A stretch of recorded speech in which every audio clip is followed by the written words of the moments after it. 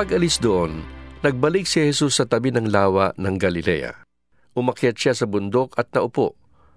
Nagdatingan naman ang napakaraming taong may dalang mga pilay, bulag, lumpo, pipi at marami pang iba.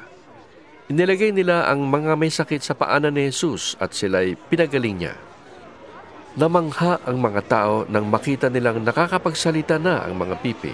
Gumaling ang mga lumpo, nakakalakad na ang mga pilay at nakakakita na ang mga bulag.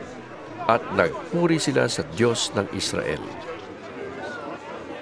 Tinawag ni Jesus ang kanyang mga alagad at sinabi sa kanila, Nahahabag ako sa mga taong ito. 3 araw na ngayong kasama natin sila at wala na silang pagkain. Ayokong paalisin sila ng gutom. Baka sila mahilo sa daan. Sinabi naman ng mga alagad, Saan po tayo kukuha ng sapat na pagkain? Para sa ganito karaming tao sa ilang na ito. Ilang tinapay ang nariyan? Tanong ni Jesus sa kanila. 7 po, Sagot nila, at mayroon pang ilang maliliit na isda. pinaupo ni Jesus sa lupa ang mga tao. Kinuha niya ang 7 tinapay at ang mga isda at nagpasalamat siya sa Diyos.